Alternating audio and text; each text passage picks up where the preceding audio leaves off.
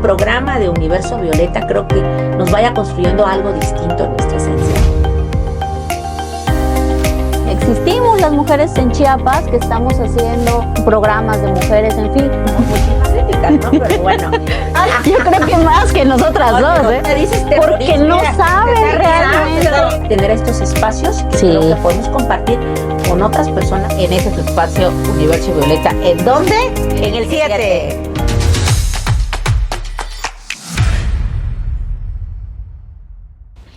Hola, ¿qué tal? Pues muy buenas tardes. El día de hoy estamos en esta nueva edición de Universo Violeta. La verdad estoy muy contenta. Bueno, hoy me tocó pues estar sola. Les mando un beso a mi querida y adorada Paulina y Alejandra, que bueno, tuvieron por allí algunos temas pues que atender, pero bueno, estamos aquí porque pues tenemos que seguir con este trabajo que venimos realizando ya desde pues hace ya varios meses en esta casa que sentimos que es nuestra casa, el 7.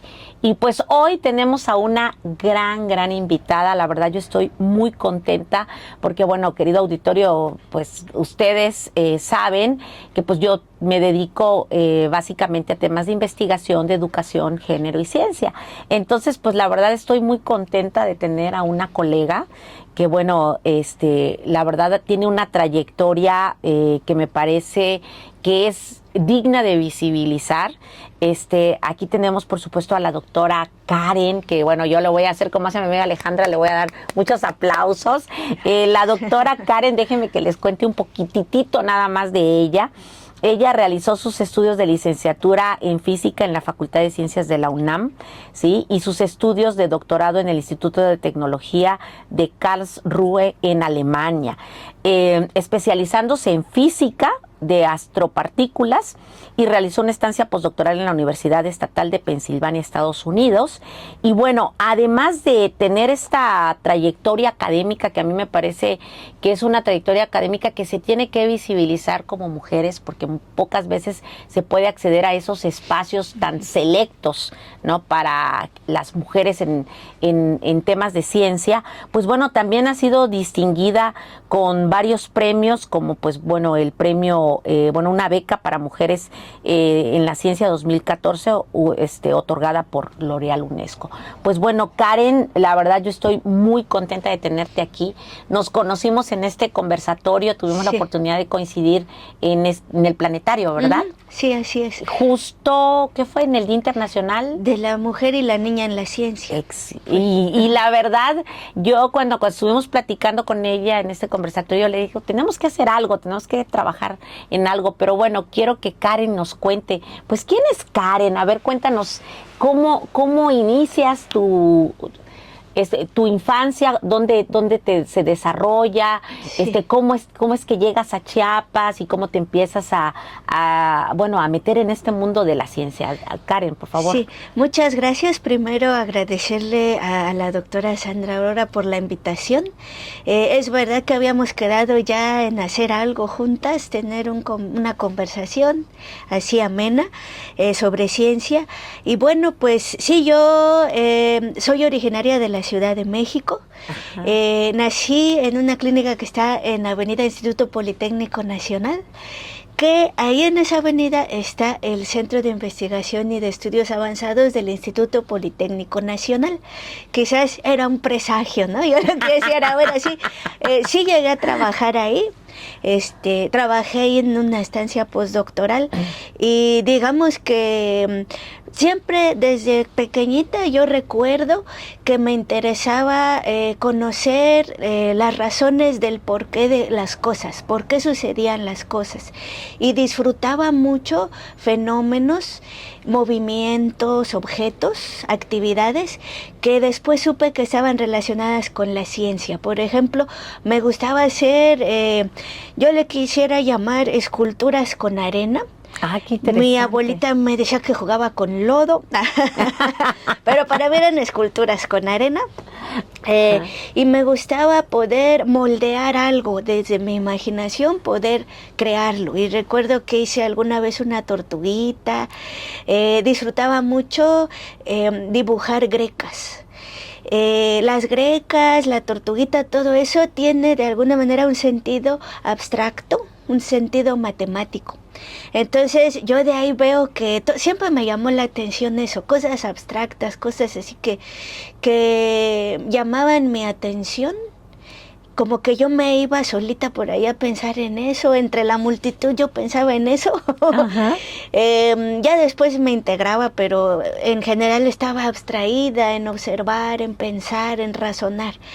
Ya después seguí queriendo aprender, siempre quería aprender y aprender más cosas. Me moría por saber leer, por saber escribir, desde pequeñita hablar. Yo me acuerdo que me desesperaba mucho por no poder hablar. Cuando yo recuerdo que cómo se iba sucediendo mi crecimiento a partir de la duración de los días. O sea, yo recuerdo que...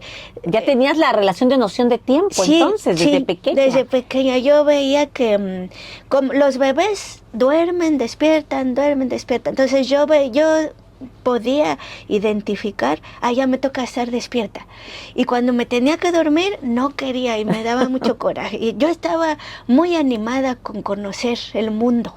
Y así hasta que los días se fueron haciendo más largos. Esos pequeños instantes en los que yo podía convivir, en los que estaba activa, pues los trataba de disfrutar al máximo, ¿no? Después, sucesos puntuales que pudieron decidir mi vocación, digámoslo así, fueron, por ejemplo, el eclipse solar de 1991. ¿Te tocó? Ese me tocó. Ir a verlo, ¿dónde lo viste? En Ciudad de México fue. ¿En la UNAM? No, ahí mismo, en la casa donde vivía. Ahí, pero, ¿cómo lo pudiste observar niña, a través de...? Pues en ese tiempo todavía nadie de mi familia tenía información sobre cómo hacerlo.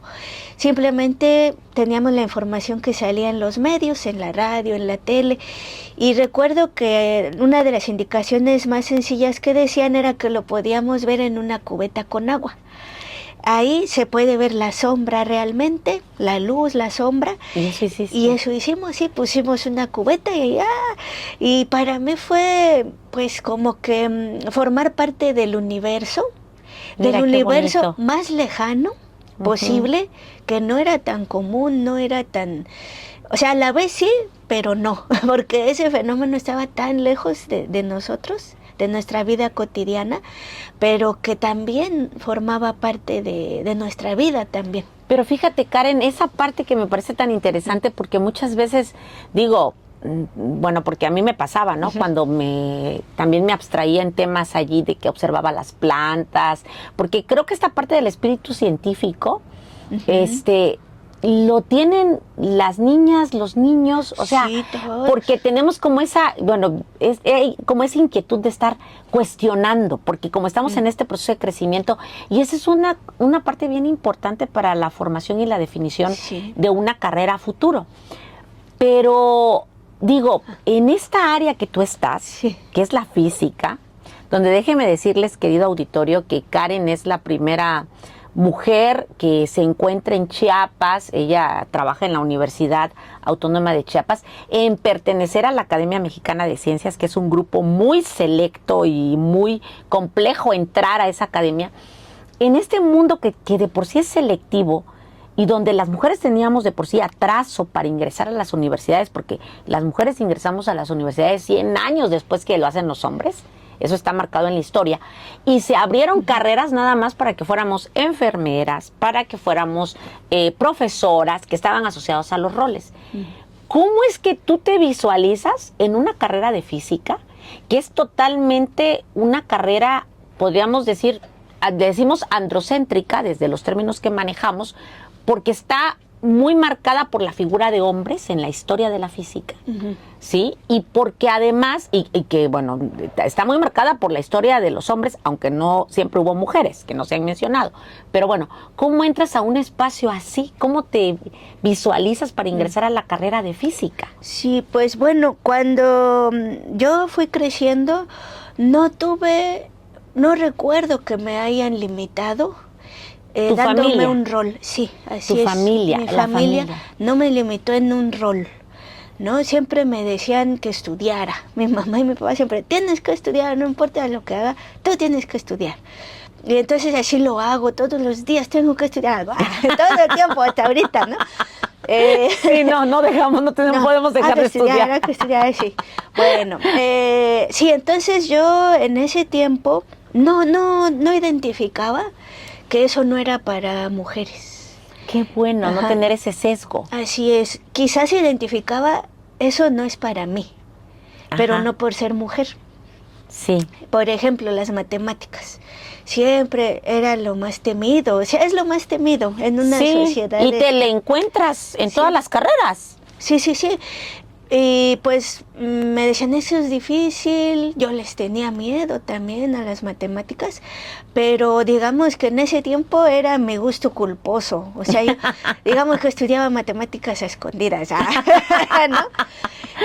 Sí, porque lo veía como que malo, de que no, tú no vas a poder, eso sí, pero no me lo decían por ser mujer. La sociedad te lo grita. Exacto. Los medios te lo gritaban, pero no por ser mujer, sino porque es difícil y porque casi nadie le entiende, casi nadie puede, ¿no? Uh-huh. Sin embargo, nadie me dijo puntualmente, tú, Karen, por ser mujer, no vas a poder.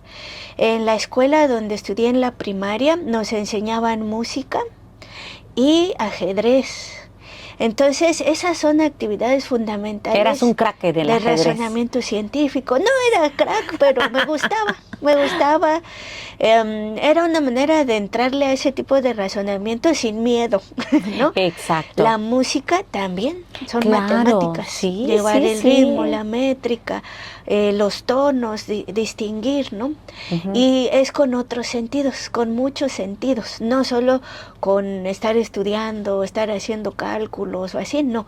Se te mete porque sí, a través de tus sentidos, con tu intuición simplemente, sin que tengas que tenerle miedo. Está ahí. Sí, es que en realidad la ciencia está en todo nuestro alrededor. O sea, lo que hacemos cotidianamente, yo, bueno, siempre que estoy con las y los estudiantes, cuando enseño soluciones, Sí. que es un tema muy complicado, les digo, bueno, ¿por qué tienen tanto miedo? Le dije, ven, mi café es una solución. Sí, está ahí. No me hace Está nada, aquí, no soluto, pasó nada. solvente, Sí. una cantidad determinada de azúcar, de café, y esa variación en las cantidades y proporciones hace que haya una variación en la mezcla que lo podemos detectar con el gusto, ¿no? Pero bueno, pero porque a veces el problema yo creo es que la ciencia, se ve a quienes nos escuchan, pues digo, ¿quién no recuerda que te dicen las matemáticas son difíciles, la física es difícil, la química es difícil, ay no, es una pesadilla, o sea, no vas a pasar? Y creo que allí es donde ese temor, ¿no? Ese temor y también un poco, no sé qué pienses tú, de cómo se enseñan. Sí. Sin utilidad, de una manera totalmente plana que se limita a un pizarrón. Sí, ¿no? o a memorizar cosas que no entiendes. Exacto. O sea, apréndete las tablas, pero mejor las entiendo, ¿no? Sí. Mejor lo entiendo y hago la cuentita. Sí, utilizo, así como están haciendo ahora. Los niños y las niñas que vi en unos videos ahí en redes, que con los dedos están haciendo las con cuentas. un ábaco, o sea, pero lo importante es entender el razonamiento más que aprendértelo como una letanía, ¿no? Como que, pues las tablas, que no, o sea, no, quizás nos ayuda para que nuestro cerebro las tenga ahí y que sea práctico, para no perder tiempo en la cuentita, pero lo más importante es que uno entienda qué significan, ¿no? Repetir muchas veces un mismo número, y ya es una base, pudiéramos decirlo. Y si nos enseñaran efectivamente las matemáticas como realmente son, que son un razonamiento lógico, tal cual como la lógica que usan los niños y las niñas cuando van conociendo el mundo. Así es. Muchas veces en la facultad llegan estudiantes que no saben nada. Y muchas veces yo lo veo ese como una dicha, porque entonces son un libro en blanco que podemos escribir bien. Sin sesgos. ¿No? Sin sesgos, que les podemos enseñar el razonamiento lógico intuitivo. ¿no? Sí, Es así. porque después a veces traen como estos juicios preestructurados Sí. y entran como con temor. Sí, sí, sí. Y ya van ellos mentalizados a voy a reprobar, no voy a poder, no lo voy a lograr. Y ese no que traen interiorizado, pues trunca muchas carreras. Pero a ver, Karen, cuéntame cómo fue, porque estudiaste en la UNAM, Sí. ¿no? Sí. ¿Cómo fue estar ese paso ahí por el Instituto de Física? En el Instituto de Ciencias Nucleares es que yo Imagínate. hice mi tesis. Ajá. Pero bueno, sí, estudié el bachillerato en un bachillerato de la UNAM, Ajá. el CCH Azcapotzalco. Y ahí estaba el programa de jóvenes hacia la investigación. Me metí ahí con miedo, porque sí, he de confesar que me llamaba la atención, pero tenía miedo, porque yo no me sentía capaz. Pero por lo que te dicen, ¿no? Sí. Bueno, entonces una amiga tenía un hermano que es químico y ella no tenía miedo. Entonces ella se quería meter, ella lo que tenía era timidez. Entonces yo tenía miedo, pero no timidez. Entonces nos metimos los dos ahí. Y ahí fue que precisamente ella me dio una revista sobre astronomía. Y cuando yo lo leí, no dije, es que esto... De aquí soy. Sí, esto es lo máximo, así. Y, pero tenía miedo. Igual Ajá. yo seguía con que, pero ¿será que sí lo podré lograr? Eso se estudia, ¿qué puedo hacer? En ese programa de jóvenes hacia la investigación, la profesora era una química y ella... Así, toda simpática y guapa como somos las químicas. Sí, así es. Sí, ella lo que nos hacía ella era explicarnos a nosotros, a cada persona, no en grupo. Ah, Eso mira. ayudaba mucho. Claro, por Ajá. supuesto. Y nos dejaba meterle mano a las cosas, meterle mano a los aparatos, nos escuchaba nuestras ideas y el simple hecho de que ella nos recibiera era importante porque ya uno pensaba, yo también puedo. Nada más porque dije que yo estaba interesada, ya me aceptaron, no me hicieron examen, no tuve que demostrar nada, simplemente estoy aprendiendo. Después tuvo un muy buen profesor de física en el CCH, que precisamente es chiapaneco él. ¿Ah, sí? Él es chiapaneco, pero se ha desarrollado toda su vida profesional en Ciudad de México. Ajá. Y su clase de física era muy buena también, buenísima. Él incluso escribió un libro y pues combinaba no solo la física, el razonamiento, sino que también historia, poesía, arte, cosas así. Es que esa parte de la interdisciplina donde ves cómo esto que tú decías ahora, la música tiene relación con las matemáticas, Sí. ¿no? Y cómo puedes ver a la física relacionada con otras disciplinas, la historia, ¿no? Sí. Que es fundamental también enseñar la historicidad de la ciencia, que es lo que decimos, porque a veces nada más el profesor o la profesora llega al aula y les avienta el concepto y una serie de ecuaciones y todos se quedan así como que... Bueno, Bueno, lo tengo que aprender porque para pasar. Ya, ¿no? Exacto, así es. Así es, y pues él, por ejemplo, nos ponía películas relacionadas con temas de física que pues no sabíamos que pudieran estar relacionados, ¿no? Una que está basada en un libro muy importante es Frankenstein. En ese tiempo fue la versión de Kenneth Branagh.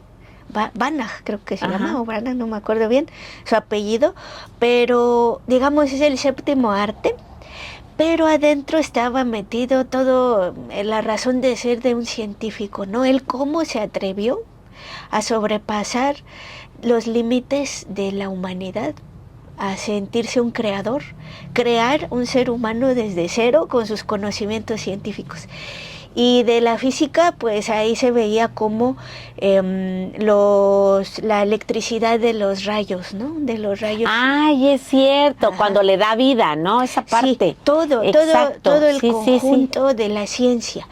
Y bueno, esa película me fascinó no solo por la parte científica, sino por la parte humana, de humanidad, de cómo el monstruo, pues no era tal.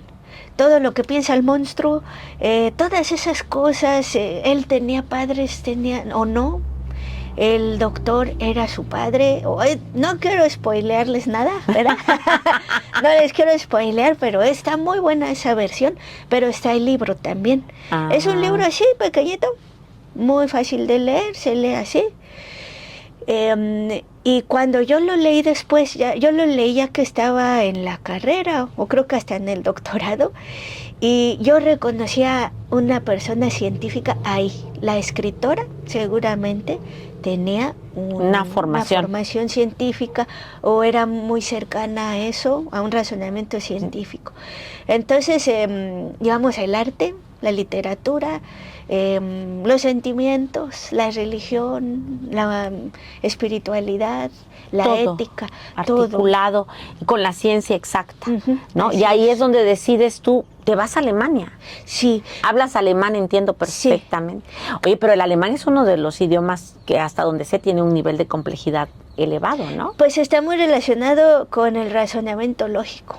O sea, sí. O sea que te ayudó mucho esta formación en la Las parte dos cosas. Ajá. O sea, durante el doctorado, por ejemplo, muchos conceptos de mecánica cuántica y de física estadística los desarrollaron alemanes. Y muchos yo los entendía mejor en alemán que en inglés o en español.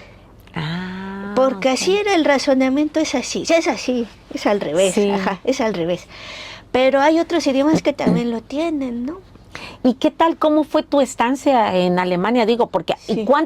a mí me interesa, por ejemplo, saber, ¿cuántas mujeres habían estudiando allí el posgrado? Varias. Sí, ahí en Alemania sí eran varias. En el grupo donde yo estudié, digamos que era, pues sí, éramos poquitas, pero era distinto de cero. O sea, no era, pero en no total era una sola. del grupo, ¿cuántos Sí. se habían en tu grupo? En el grupo de mi profesor, digamos que eran como unos 6 estudiantes. Muy poquitos. Poquitos, de las cuales 2 mujeres y una persona trans. Era un hombre que transicionó a mujer. A mujer. Pero ve, o sea, esas son las cuestiones que todavía, incluso actualmente, siguen como, digo, sobre la mesa en la preocupación de por qué tan pocas personas están en el área de la ciencia, Sí. ¿no? Y también por qué hay menos mujeres en el área de la ciencia. Bueno, lo que yo puedo decir ya a la luz de los años, porque ya llevo en esto, pues así bien, puedo decir unos 20 años bien, ¿no? Un poquito más. Es que es muy demandante. Es eso. Y es sí. muy competitivo. Tienes que pelear, tienes que defender tus ideas, Sí. defenderlas con algo de agresividad a veces. Y tienes que ser fuerte en el sentido de que tener mucha seguridad. Porque cualquier persona puede llegar y decirte, no es cierto lo que tú haces. Y si tú eres una persona insegura, ¿cómo te vas a defender? ¿Cómo les vas a demostrar que no es así? Que lo que estás diciendo sí tiene una razón de ser, ¿no? Que sí tiene un trasfondo y todo está correcto. Entonces, tienes que ser una persona que se sepa defender, que tenga confianza en sí misma. Y a mí por lo menos me habían educado en la paz, ¿no? O sea, no pelees, Ajá. ¿no? Sí. Y siendo mujer, si peleas eres una conflictiva, una loca, una vieja loca. Los estigmas esta cuestión del deber ser de una mujer en el espacio público. Sí. ¿No? Y allá, ¿no? Allá, pues, yo lo que puedo decir es que las mujeres que permanecían eran agresivas. Tenían que ser agresivas para permanecer. Pero ve cómo esto se configura y tiene mucho que ver, bueno, al menos yo que estudio temas de género y ciencia, porque al final el mundo de los hombres es así, ¿no? Sí. Y entonces eso obliga a las mujeres que llegamos, ¿no? Sí. Muchas veces a tener que modificar nuestra conducta y tener que entrarle, o sea, porque aunque no quieras, ¿sí? Tienes que entrar, que fíjate qué fuerte ese desafío de entrar a ese mundo masculino donde todavía predomina como la figura del macho alfa, de quién domina, de quién, y tú sin ser mujer, sin ser hombre, siendo mujer, de entrada te desvalorizan por el sexo, ¿no? Porque al menos no sé cómo te pasó a ti, pero a mí me pasó en la facultad de ingeniería química, que éramos pocas mujeres, era más como el mundo de los hombres. Y siempre a mí me tocaba incluso que cuando teníamos exámenes, de 25 personas que estábamos, nada más 5 éramos mujeres. Yo escuchaba los murmullos de los compañeros de que como nos vamos a ir a estudiar y que no, a ellas no las inviten, ¿no? Y nosotras, y yo siempre les decía, no, pues vamos nosotras podemos, ¿sí? O sea, no porque ellos crean que son como los mejores. Pero sí hay como implícito, tal vez no explícito, pero este tipo de violencia que le llaman como es pasivo-agresiva, ¿no?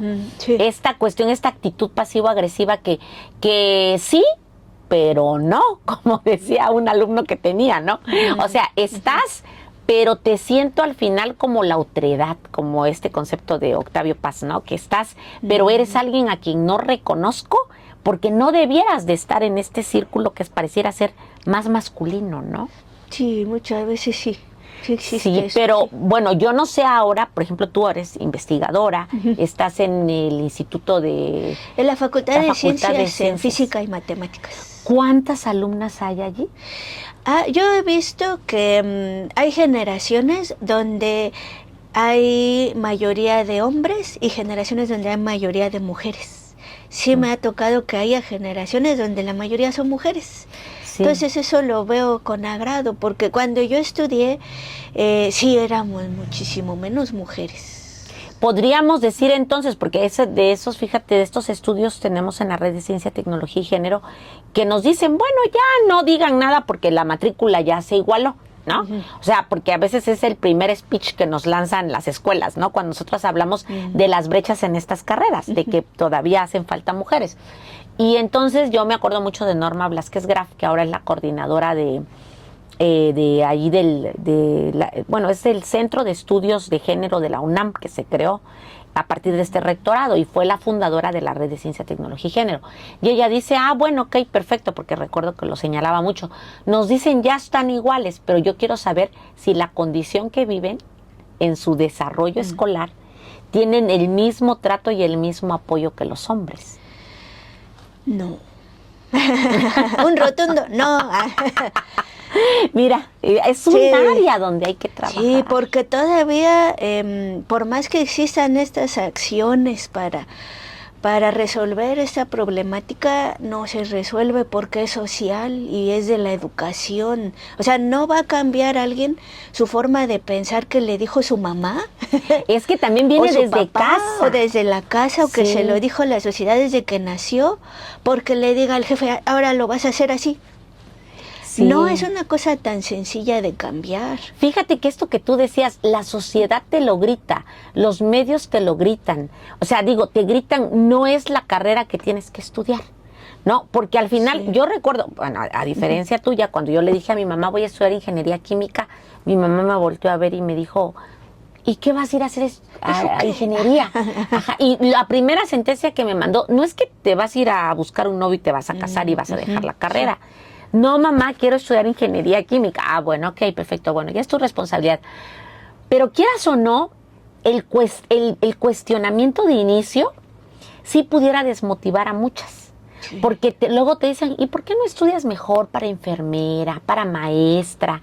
Porque al final pues vas a estar rodeada de hombres, ¿no? Sí, yo no veía eso. Por ejemplo, cuando estudiaba sí estaba rodeada de hombres.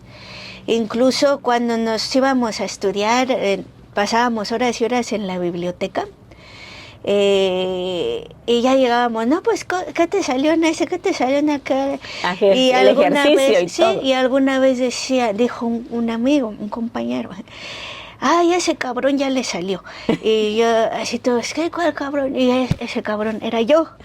O sea, yo entraba ahí, o sea, ahí me trataban igual. Ajá. Sí, bueno, yo entiendo todos los albures y todo eso porque estaba con ellos todo el rato.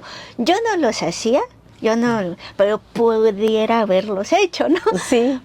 Pero ellos también, a veces, por respeto a mí, que no me fuera a ofender, también dejaban de hacerlo. Pero no, en la facultad misma no, sí me trataban igual. Y yo no me ofendía porque yo sabía que no era contra mí. O sea, yo me sentía parte de eso y que me respetaban que yo no entrara a eso. ¿No? O sea, me respetaban en mi forma de ser. Fíjate, entonces es cierto que las mujeres tenemos una forma distinta de hacer ciencia. Sí, cómo no, claro que sí. Porque esa es una cuestión que siempre nosotras hemos defendido y hemos dicho, es que las mujeres hacemos ciencia de una manera diferente a los hombres. Y digo, no te estoy diciendo ni mejor ni peor, distinta. Es distinta, sí. Es distinta. Podemos llegar a la misma solución, pero por otro camino, ¿no?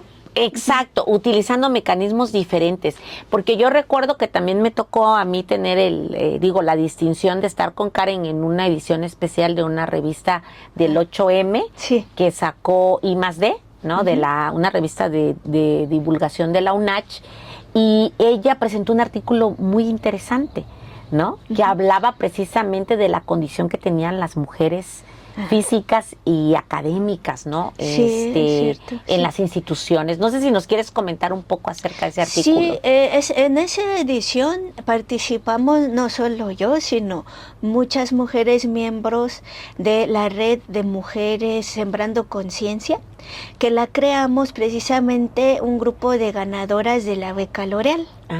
Entonces ellas, pues todas como que estamos en el mismo canal de querer divulgar, de querer fomentar, informar sobre estas actividades de las mujeres en la ciencia, y todas son de diferentes áreas.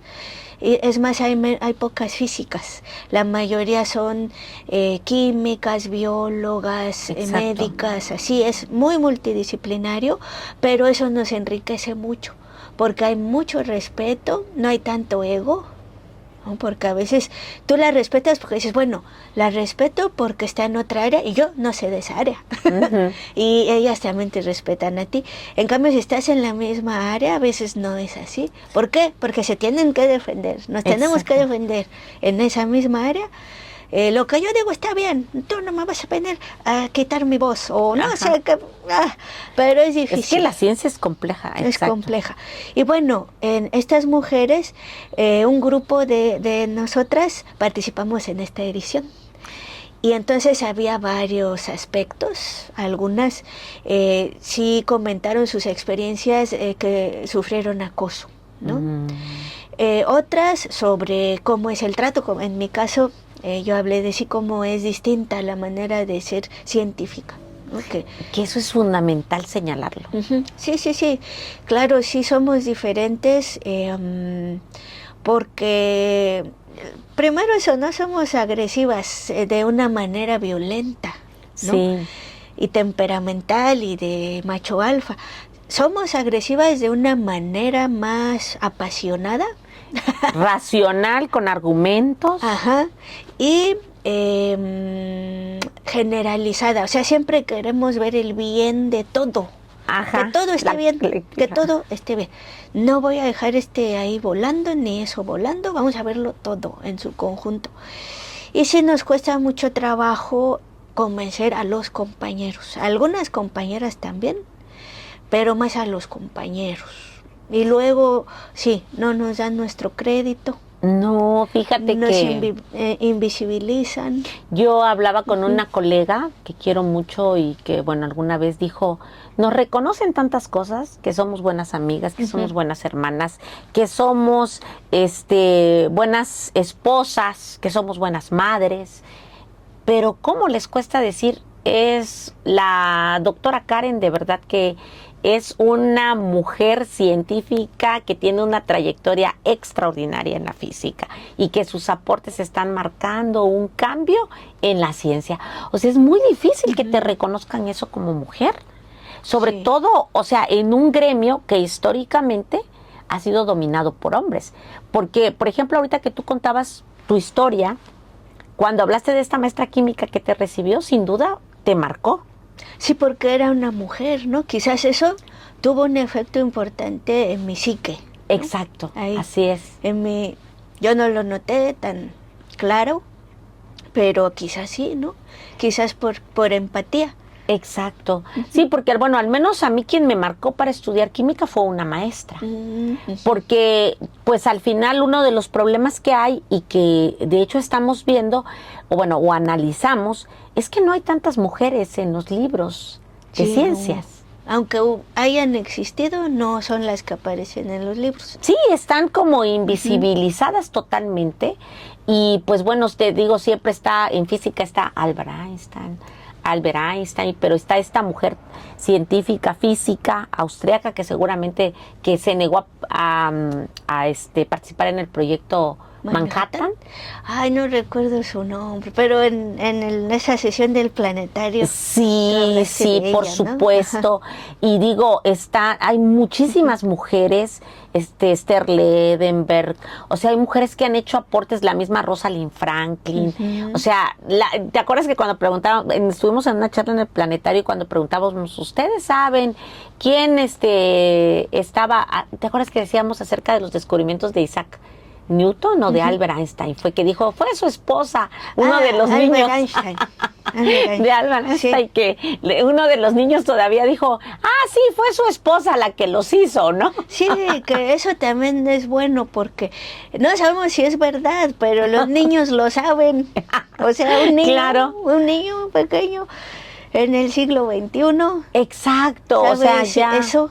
Y ya deconstruyendo un poco esa parte, porque sabemos que estos temas que tienen que ver con el género y la ciencia, sobre todo los roles de género, se establecen en los primeros 6 años de vida. ¿No? Estas investigaciones son importantes. De hecho, ahora realizamos una investigación de matemática con unas colegas de UNAM en Los Altos de Chiapas, en la Arrainsar. Estamos trabajando en la Arrainsar. Y tú ves cómo esta parte que tiene que ver cuando el cuerpo entra en juego, por ejemplo, cuando quieres hacer bailes con las matemáticas y cosas para que sean juegos más lúdicos, pues te das cuenta que las niñas no lo hacen, porque el cuerpo todavía es tabú, ¿no? Sí. Y hablando de la integración del todo, pues sabemos que nuestro cuerpo es una máquina perfecta que integra biología, física y química, ¿no? Sí.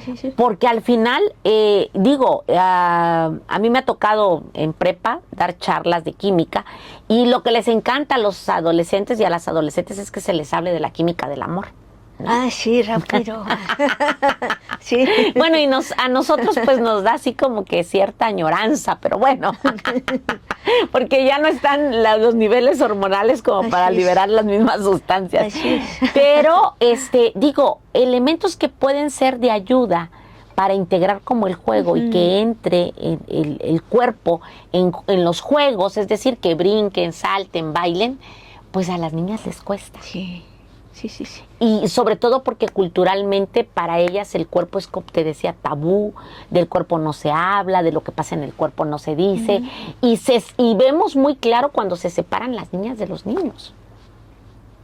Entonces creo que esas son como partes que todavía tenemos que atender. Pero bueno, en esta experiencia que tú tienes, Karen, de ya de más de 20 años, contando, y que espero que sean muchos más. Yo he visto que has trabajado mucha mentoría, que tienes allí el acompañamiento a estudiantes, ¿no? Que quieren formarse en física. Sí. Es una parte que a mí me llena mucho. Incluso en la pandemia, por ejemplo, que no veíamos a los estudiantes, pues primero no lo notabas, ¿no? Así como que, bueno, pues ya estamos confinados y hay que seguir adelante. Pero una vez que aparecían, así, ahí es que notábamos la ausencia, ¿no? De que esta sensación de hablarles, de que nos pregunten cosas, de poder orientarlos, de que ellos nos enseñen cosas nuevas, es la que no teníamos durante este confinamiento. Esta interacción, porque al final el lenguaje corporal siempre nos dice mucho que si ya están aburridos, pero esas cámaras apagadas eran una pesadilla. Yo creo que para cualquier docente fue una pesadilla las cámaras apagadas, y también a mí me hacía falta mucho mi pizarrón. Sí. No sé si a ti te pasó lo mismo, ¿no? Sí, todo me hacía falta, o sea, poder usar mis manos y que las vieran, porque en la cámara, si el internet era malo, pues se veía así como cámara lenta. O ya, ¿no? ¿Sí lo vieron? No, profe, se cortó. O bueno, si alguien contestaba, ¿no? ¿Por qué no contestaban? Sí. Bueno, ¿y qué línea de investigación tienes en la universidad? Sí, yo pues mi formación fue en física de astropartículas. Es como partículas, pero que vienen del universo. Ah, mira qué Entonces, y yo trabajo más en análisis de datos. Que lo que más uso es programación, Ajá. estadística, y la física y las matemáticas sí las uso para crear algoritmos, para crear ideas, pruebas, test estadísticos. Son fenómenos tan desconocidos que tenemos que confiar en las técnicas de grandes datos. Entonces manejo grandes cantidades de datos, lo que me lleva a estar relacionada con un poquito el cómputo de alto desempeño. Sí, era lo que te iba a decir, manejas sí. muchos softwares. Así es, y mucha programación. No importa en qué lenguaje está, le tienes que entrar. O sea, ya, el que está en Python, pues a ver, el que está en Fortran, a ver, que está en C++ también, en C, en R, en lo que sea, ¿no? En IDL, ya no es de que, ay, no, yo no sé eso, ¿no? Sí, tienes que entrarle, no importa. Están cambiando Y la constantemente. base lógica es la misma, entonces, pues ya, puede ser que aquí te falte esto. Sí, Ajá. ¿no? Entonces, siempre hay que estarse actualizando también en ese sentido. No es algo que ya lo aprendiste y lo vas a seguir usando, no. Tienes que aprender lo nuevo que surja, lo nuevo que salga. Por ejemplo, las técnicas que ahora le llaman inteligencia artificial, ¡Ay, sí! entrenamiento de muestras, entrenamiento de datos, eso lo hacíamos nosotras. Nosotros desde siempre, esa es una de nuestras herramientas. Han manejado entrenar IA. datos, sí, y Monte Carlo y todo eso, generadores de números aleatorios, toda esa base, nosotros la hemos desarrollado desde, no más que ahora se le llama inteligencia artificial. Pero tú que estabas tan familiarizada con la inteligencia artificial, ¿cómo ves esta tendencia de la inteligencia artificial y cómo está siendo utilizada por las juventudes? Uh-huh. Porque a mí me sorprendió el otro día que tenía un diálogo con un estudiante y que me decía que se pone a platicar con un chat allí que tiene o una modalidad de inteligencia artificial. No, profe, pero pues si viera que a gusto platico con él. Sí. Y yo dije, ay no, pero ¿cómo? Y me dice, no, pues es que sabes si estoy triste y me dice cosas. Y a mí me parece a veces, bueno, no es un prejuicio, pero creo que también hay que entender que son herramientas. Sí. Y que las dinámicas sociales, un amigo o una amiga no puede ser cambiado por una IA. Sí, claro. Sí, yo aquí también soy así un poquillo, porque en los años 80, 90, cuando yo estudié el bachillerato, me dejaron leer muchos libros de ciencia ficción, de Ray Bradbury, de muchos así, ¿no? Isaac Asimov, y en algunos de esos cuentos se describía la situación que estamos viviendo. Claro, si no, ya nos alcanzó. Recuerdo que en uno de esos relatos una persona se enamoraba de la computadora. Ya, esa era su interacción, y ahí todos horrorizados, todos los de esa época, ay no, ¿qué vamos a hacer? ¿A dónde vamos a parar? Ay, ya paramos. ¿A dónde vamos a parar? Sí. Y no, los androides y todo eso era un dilema ético, ¿no? Sí. Y también yo recuerdo la primera vez que vi un robot, un androide, así un robotito que caminaba. Me impactó porque yo dije, bueno, una cosa es un robotito así, un muñequito que tú veas, una animación en computadora, pero otra cosa es que ya veas así, en cuerpo. Que vino la de Isaac Asimov, la de Yo Robot. Sí. Esa película, ¿te acuerdas que se basó en un libro de Asimov? De Asimov, pero todo lo que conlleva eso. Es un androide, o sea, es una persona robótica. En España usan mucho esta frase, es una persona humana. Y yo antes pensaba, ¿pero por qué dicen eso? Si es persona humana, si es persona, es humano. Es humano. Pues no. Ese androide era una persona robot. No me digas. Bueno, yo sí lo entendí. A lo mejor por eso lo dicen así allá, porque hay personas que no son humanos. Entonces, o sea, digamos, la empatía no la puedes tener con un robot, porque no es un ser viviente. Así es. Pero es una simulación de un ser viviente que está ahí, y para algunas cosas cumple las funciones de un ser viviente también. Ve qué complejo, como dices. Y creo que sí tenemos que estar, actualizados y actualizadas, ¿sí? Todos los papás, las mamás de estos temas, porque luego es una cuestión que es importante reflexionarla en la familia. Quienes formamos, hijos e hijas que hemos decidido maternar, pero también las profesoras y los profesores, ponerlos sobre la mesa, ¿no? Sí. Abrirnos y creo que sería importante hacer estas reflexiones, porque a mí me llamó la atención, de verdad, que hasta que este chico me dijo, no, pues si yo platico todas las noches y todos todas y todos los que estábamos ahí nos quedamos. Le digo, sí, hasta 1 hora. Y yo, hasta 1 hora, sí. ¿Y por qué no lo hace mejor? Le digo aquí con alguno de sus compañeros o sus compañeras. Porque me juzga, ¿no? Sí, me juzga. Sí. Y ella me entiende, me decía. Pues claro, porque está programada con un software hasta para analizar el tono de voz. Y a mí me tocó una vez, cuando estábamos con unos colegas que en nuestros chats GTP, que también es un dilema ético en la redacción de textos y artículos científicos, que de verdad que eso yo se lo descubrí hace poco, como unos 2-3 meses, cuando un compañero le dice, a ver, dime, ¿tú qué piensas de cuál es el pronóstico de la doctora Sandra Aurora en el espacio público, ¿no? En mi caso, ¿no? Y da mis apellidos. ¿Y cómo baja toda la información del sistema? Le voy a preguntar. Pregúntale de tu futuro. Y te dice, la doctora Sandra Aurora, y de repente ya ves, ¿no? Que como yo soy activista, se estuvo envuelta en una, le digo, eso no lo digas, por favor, no puedes omitirlo, en una polémica, por lo cual su futuro pudiera ser en esta área. Y yo digo, se alimenta de todos los datos que hay en las redes, pero también hay un sesgo. Sí, claro que sí. Claro que sí. Incluso dentro de los métodos Monte Carlo y todo esto, no podemos asegurar que de verdad sea aleatorio, porque siempre hay detrás un algoritmo. O sea, no es cierto que es aleatorio, no es tan al azar como uno piensa. Al azar sí puede ser un fenómeno que ocurre que de verdad nadie lo controla, pero eso no existe en la informática, o sea, eso no es así tal cual. Y sí, hay que abrirnos. Ahorita el ChatGPT es útil.